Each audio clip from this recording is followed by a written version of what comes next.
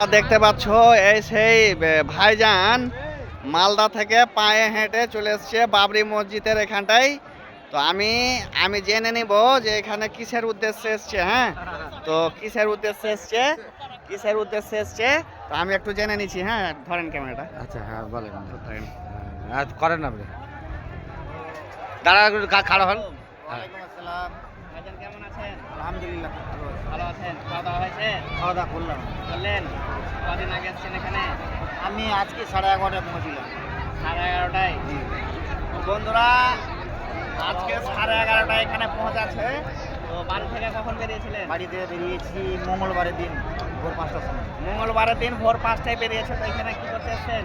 এখানে আমি কিছু দান করার জন্য নিয়ে আসছি, টাকা পয়সা নিয়ে আসছি। করেও দিয়েছি আর কিছু অলরেডি, আর কিছু আরেকটু কিছু করবো। কি জিনিসকে দান করছেন? কি জিনিস? এটা মসজিদ করার জন্য, যেটা আমি মসজিদের মানে বাবরি মসজিদ।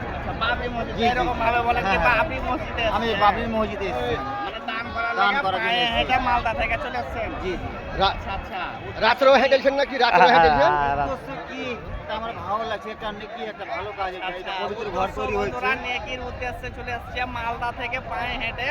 এটা এই আল্লাহর জায়গা ঘর তৈরি থেকে হচ্ছে। অনেকটি পথ বেরিয়ে যেখানে বাবরি মসজিদের কেন্দ্র, মানে যেখানে বাবরি মসজিদ হচ্ছে সেই জায়গায় ভাইজান চলে এসছে। তো ভাইজানের উদ্দেশ্য যে কিছু পয়সা দান করবো, পায়ে হেঁটে যাব আর নেকি নিব। হ্যাঁ, তো অবশ্যই বন্ধুরা ভিডিওটিকে বেশি বেশি করে শেয়ার করে দাও।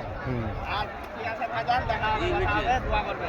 ঠিক আছে বন্ধুরা, তবে শেয়ার করে দাও ভিডিওটিকে। ঠিক আছে।